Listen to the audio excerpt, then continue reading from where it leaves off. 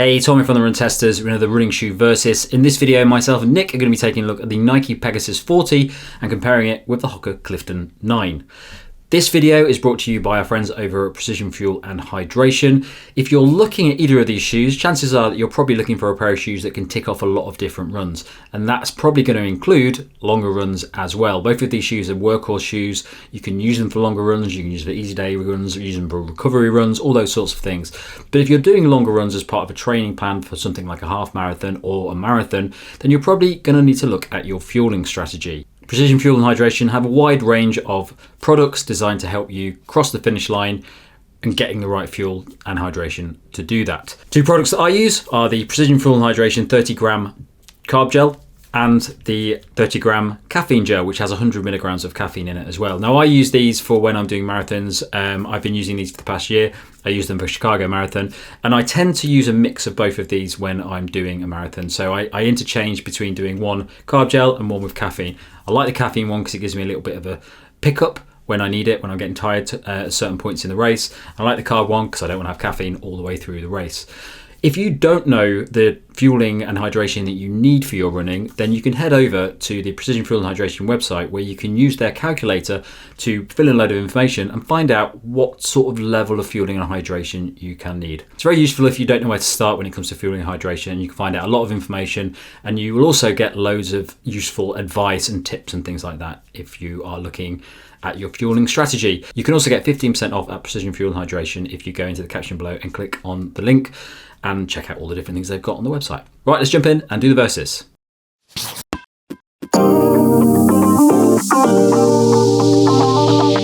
Nike Pegasus 40 costs £124.95 or $130, weighs in at 272 grams or 9.6 ounces for men in a size 8, and the drop is 10 millimeters. The Hoka Clifton 9 costs £130 or $145, weighs in at 247 grams or 8.7 ounces for men in a size 8, and the drop is 5 millimeters.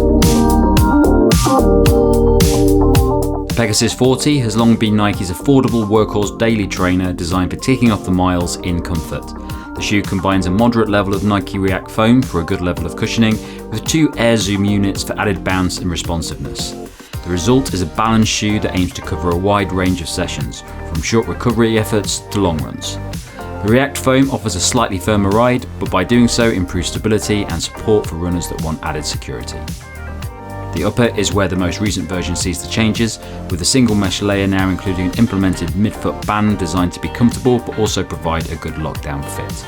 On the outsole there's a generous layer of rubber to provide a high level of protection for the midsole foam and ensure a good amount of grip on varied road surfaces and even lighter trails. The Clifton 9 sees some modifications to its predecessors, specifically to make it lighter and to offer a higher level of cushioning. It's a shoe designed for comfort over daily runs, featuring a softer compression moulded EVA foam midsole, a breathable engineered knit upper, and a gusseted tongue. The shoe also includes an early stage meta rocker to improve heel to toe transition, a modest covering of outsole rubber for grip and durability, and geometry designed to improve stability. Okay then, Nick, fit in these two shoes. How did you find them? Well, in my UK size, UK 9, I'm true to size in both of these shoes. The Hoka is a bit tighter and a bit shorter. It's a shorter size in the US and the EU than the Nike, which is my normal size across the board. The Hoka is a 9.5 in the US, whereas normally a UK 9 is a US 10, which it is in the Pegasus. So it does have a slightly more cramped fit around the toe box. You can see it's a slightly shorter shoe. Hoka's also like a little bit of a narrow toe box. All of that suits me quite well because I have a narrow foot and I tend to be slightly small for my size. So good, but if you're wide-footed or on the bigger side of your size, then maybe the Hoka is one you could look at sizing up in, but I've been happy in my normal running shoe size, UK size that is. Mm-hmm. You? Well, I don't have massively wide feet. They're probably wider than your skinny little feet. Yeah, I only have one toe, just a line.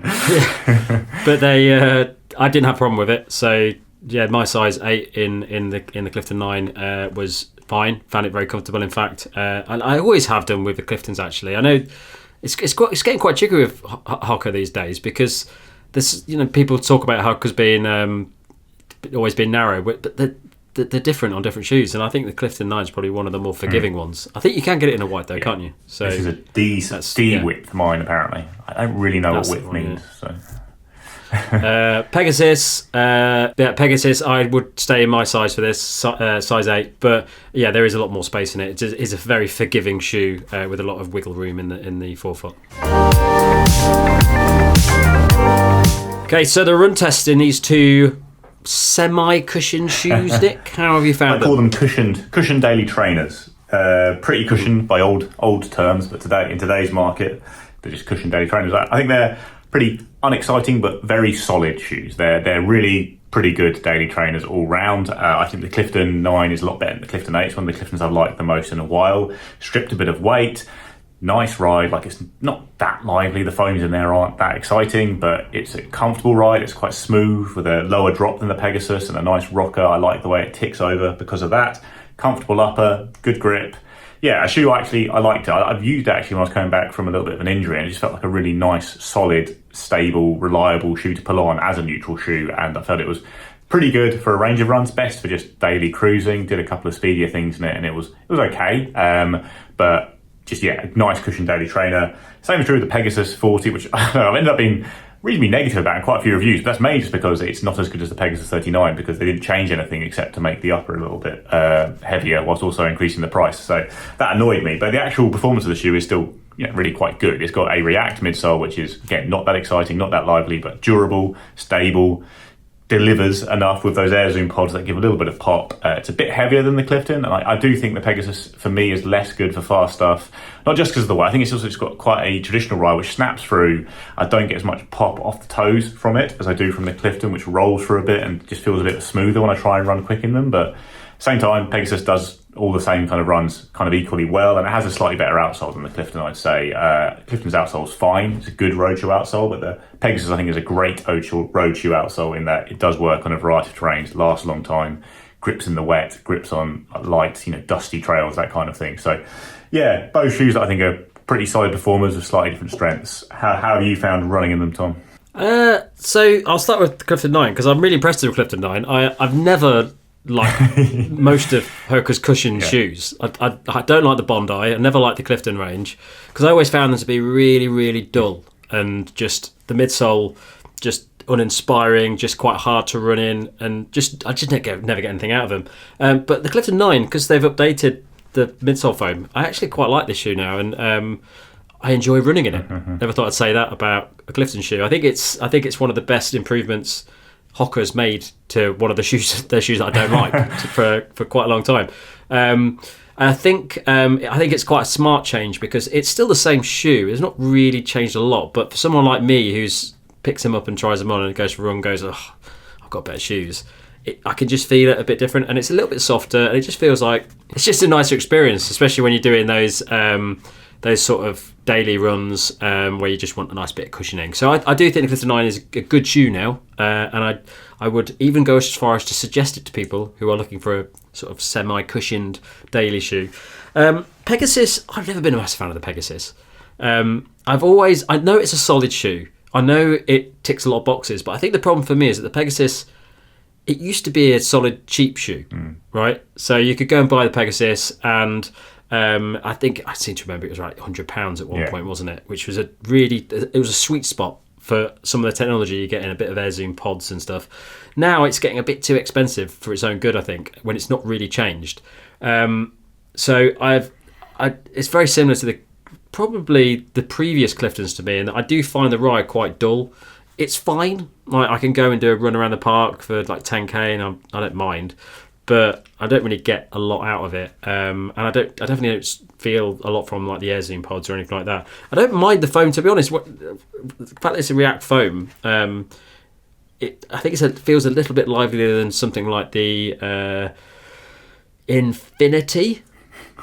Yeah, that's React foam, React Infinity. Yeah, which feels a little bit firmer for me and a little bit less enjoyable to run in. So I would say that it's slightly better than that if you're looking for a sort of more daily shoe. But really, for me, I think it's a solid shoe. Obviously, it's got the great outsole. Most people find it very comfortable. That's what it's there for. People who just want a good, comfortable, solid shoe. But as it gets more expensive, I think it's starting to encroach into other areas where you go, well, there's probably better shoes to get for getting close to that price now. Yeah, the price is a bit of a thing. I always feel like a shoe that's priced on the basis that no one buys this at full price. It's always a shoe that's in sales. Everyone's always buying the previous year's version, that kind of thing. But I actually think the foam's almost pretty equal in like being okay, but not that remarkable in either shoe. I just think the setup, the geometry of the Clifton is better, and it's a bit lighter as well. Its foam's a bit lighter. It just feels like it has a better roll to it, a bit more easy to just get into rhythm with than the Pegasus. Yeah, it just feels like a bit more, slightly more hard work when you're trying to run quick in particular. But yeah, even just ticking along, I prefer the ride of the Clifton a little bit. Okay, so what's your verdict on these shoes, Nick? I prefer the Clifton out of these two. I think that's probably the first year I've said that. If I was comparing the Clifton and the Pegasus has always been a good shoe, a shoe I've enjoyed. I've had it in my rotation at times just because it is so solid, and did a similar role to what the Puma Velocity Nitro 2 does now for me with a better ride. But this year I think the Clifton had a good update. I think it's a more enjoyable shoe to use while still being all the things it was before, which is comfortable, pretty durable, reliable to pull on for lots of different runs. And it's now just better at all those runs by having a more enjoyable ride, better foam in the midsole. The Pegasus, it's all right. It's a good shoe. It's fine. I probably talking it down too much because I don't like the way they change the shoe for no reason, just to make it slightly worse. But and while raising the price, like you say, but it will still perform perfectly fine. It's a shoe I'm happy to recommend to people because it has a traditional ride. It feels fine. The foam's pretty inoffensive. It's comfortable. It's just I don't think as enjoyable to use for any run as the Clifton, really. Apart from maybe ones when you're on slightly worse terrain because it's got a better outsole. Yeah. How about you? Pretty similar. I would say that I think both of these shoes are shoes that will crop up if you're the sort of runner that just wants a solid shoe. Maybe you only buy one pair of shoes. I don't see these shoes as being part of a rotation if you had a rotation. But I know a lot of people that run in the Pegasus, older versions of the Pegasus, and it's very good for those sorts of runners. It will last ages. It's got everything you need, bit of stability, bit of cushioning, not that expensive. I think that's the sweet spot for the Pegasus. I don't think it's a particularly good shoe when you compare it with other shoes that are at a higher level than it. But I think for that sort of runner, that's everything you could possibly want in your first shoe or your one shoe that you use for all of your training. Clifton, I think, is similar. But I would say that I think Clifton's a little bit more expensive, but it's a little bit more enjoyable as a ride. But even the outsole for me, it's nowhere near as good as the Pegasus, and I'd probably say overall I think the Pegasus is just a more solid shoe that you're going to end up having for absolutely ages, walking around the shops in it and stuff like that. I think the Clifton, especially this new one, I don't remember the old versions having as much wear for me as this new updated foam. But yeah, if you're sort of runner that just wants a good solid shoe to go do part running and a couple of runs in the week, I think Pegasus is great. If you want something that's got a little bit more to it, Clifton 9 for me. Agreed. That's it from us. Thanks a lot for watching this Versus. Don't forget to like, subscribe, click that little bell, all those things. And don't forget you can go to the caption below to click on the link to the Precision Fuel and Hydration Calculator, where you can find out about the fueling and hydration that you need for your level of running that you're doing. And also you can get that 15% discount online at their store. Thanks a lot for watching. Catch you next time.